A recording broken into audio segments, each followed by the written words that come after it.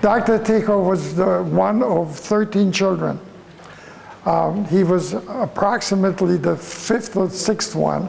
There was a daughter as the oldest and a daughter as the youngest, and 11 brothers in between. And he was the first one that decided to go into medicine. Before that, there were two brothers that went into law, and he decided to go into medicine. He studied in Prague, at the university in Prague, and then he changed and he graduated from the University of Vienna. He was trying to find work in Vienna, as for any young doctor, and had some difficulty finding work. As a matter of fact, he was an assistant to a very famous eye surgeon who asked him to please, he would be happy to make him his assistant if he would only change his first name, which was Abraham, because just two Jews. He already had 2 Jews on his staff, and he couldn't add another Jew to the staff. And my uncle told him, that, at least that's the story that I heard, that I can't do that because I would insult my father who gave me the name.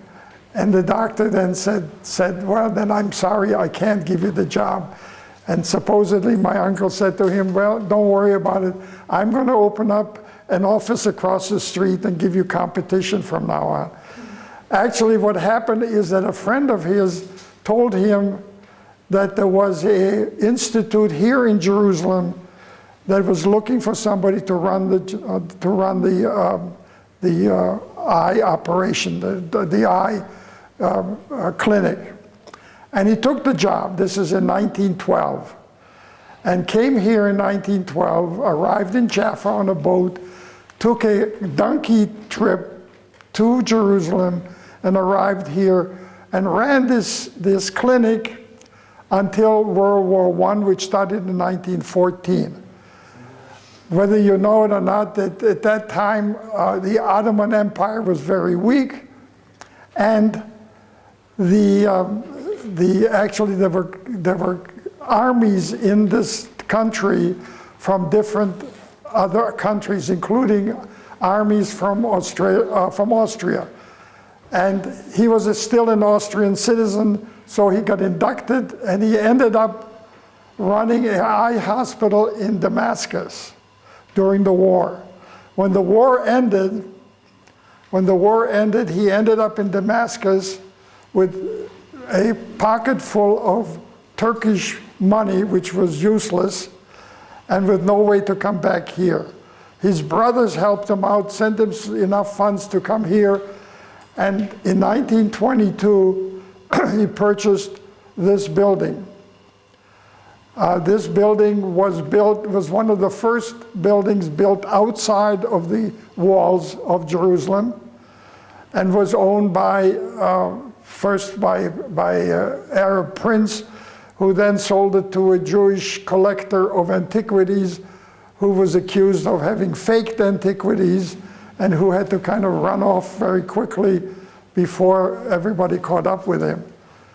This building became the hospital of Dr. Ticho for over 30 years, 35 years. The downstairs was the hospital. There's a room in the back, actually on the way to the bathrooms, after the bathrooms, which was the surgery.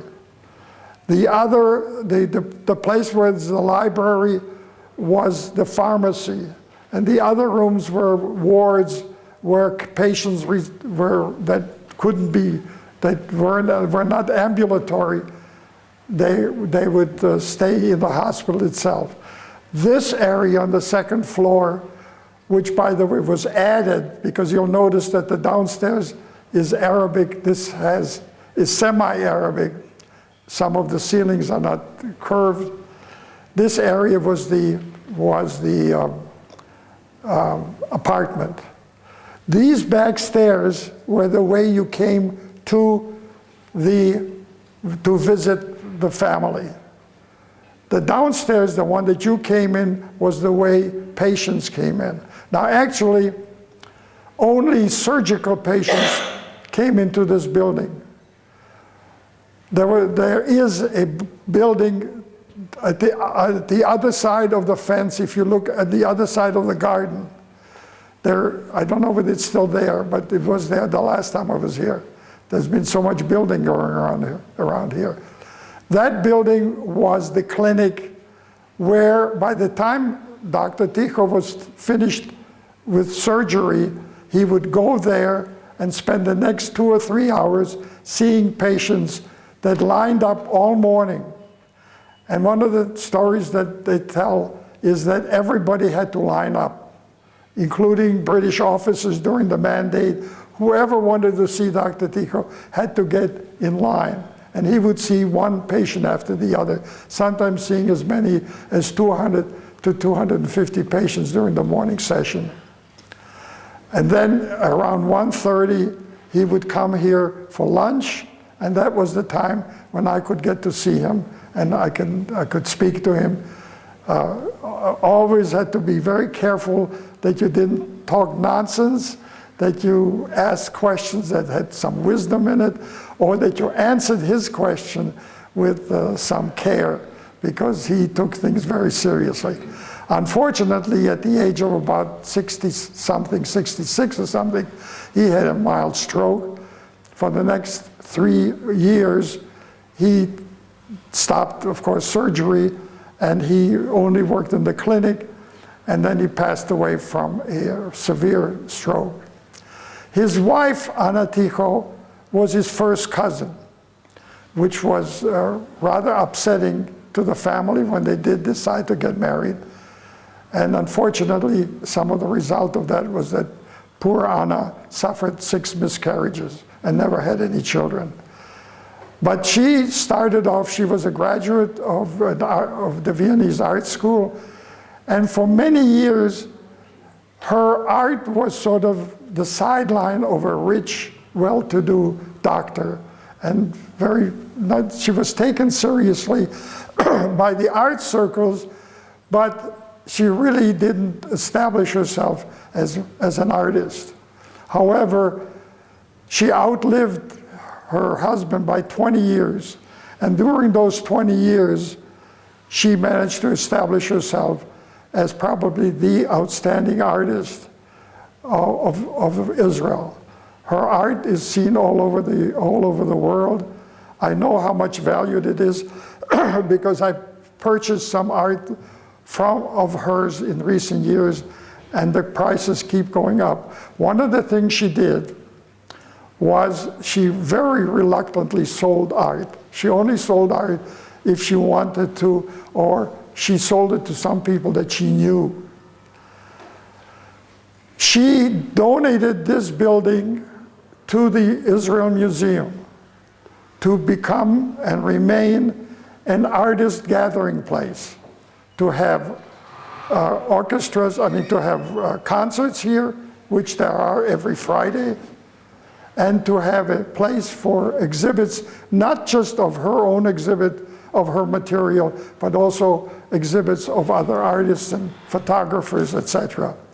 And this has remained as an oasis among, in this very crowded city, and will remain as an oasis, hopefully, for as long as the city stands.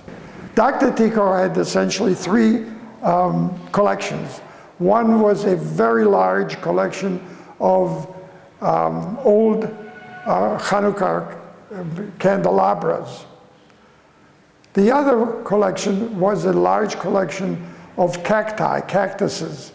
There's a balcony to this building which was covered with hundreds of unique cactuses, all different.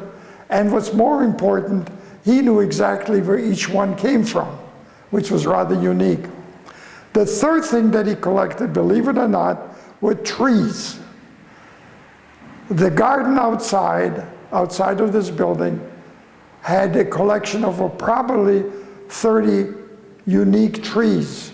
And Dr. Ticho knew the location from where they came from, each one of them without having signs on them. Today, some of these trees are no longer there because an area was taken up by a restaurant, but there are still some very, very unique trees from Africa, from the United States, from South America that are displayed in the garden, along with a lot of other bushes and flowers. Thank you so much. Thank you very much. You're welcome.